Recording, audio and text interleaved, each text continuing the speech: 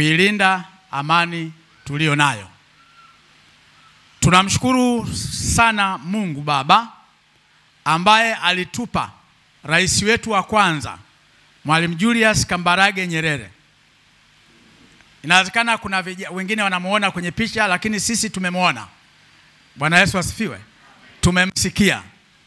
Na wengine wanamsoma kwenye vitabu mashuleni. Lakini kuna mambo ya muhimu sana ambayo ameyafanya, na kipindi hiki tulicho nacho ni vizuri kukumbuka baba kiongozi amesema nini. Jambo la kwanza, Mwalimu Nyerere alikuwa ni mcha Mungu, alimhofu Mungu, na kila siku saa 12 alienda kwenye ibada pale St. Peters kama yuko Dar es Salaam.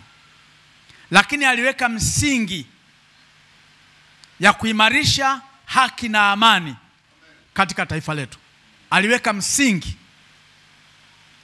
wa kuimarisha haki na amani katika taifa letu.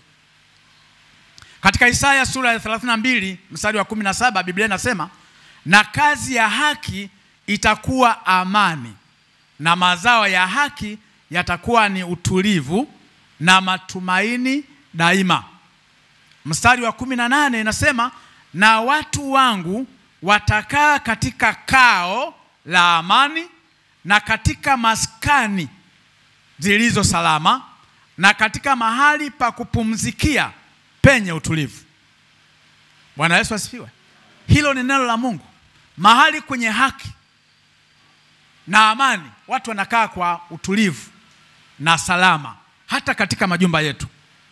Na Mithali 14 mstari wa 34 inasema, haki huinua taifa. Haki huinua taifa, bali dhambi ni aibu ya watu wowote. Haki huinua taifa.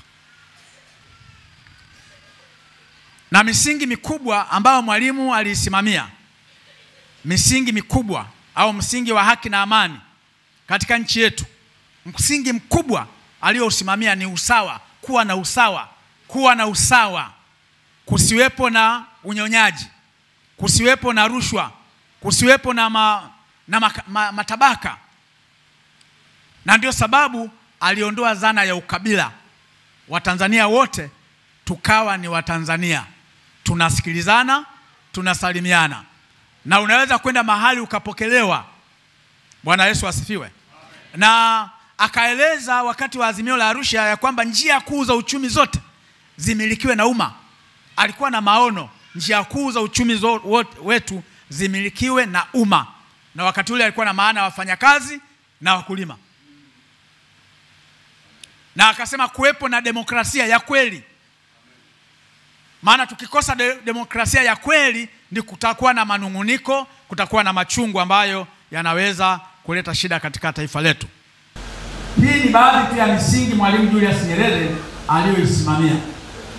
Tukimtegemea Mungu na kumtumaini Mungu anayetuwezesha kuepuka mambo yanayosababisha uvunjifu wa amani, nchi yetu itakuwa tulivu. Nchi yetu itakuwa na amani. Bwana Yesu asifiwe. Amani ina nguvu kuliko chuki. Mwambie jirani yako, amani ina nguvu kuliko chuki. Badala ya kuendeleza chuki, ni vizuri kutafuta amani. Maana Biblia inasema tafuteni kwa bidii kuwa na amani na watu wote, na huo utakatifu ambao mtu asipokuwa nao hawezi kumuona Mungu.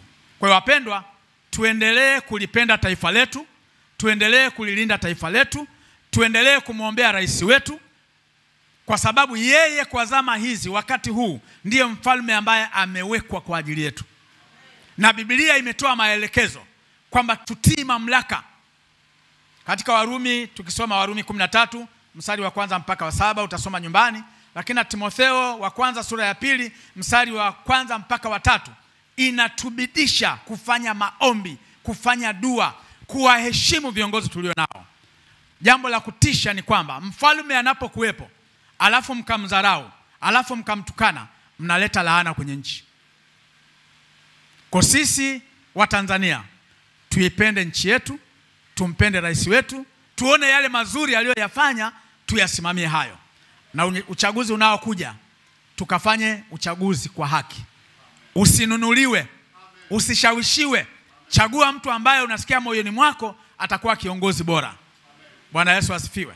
Kwa pamoja naomba sasa tunyooshe mikono yetu tuliombee taifa letu.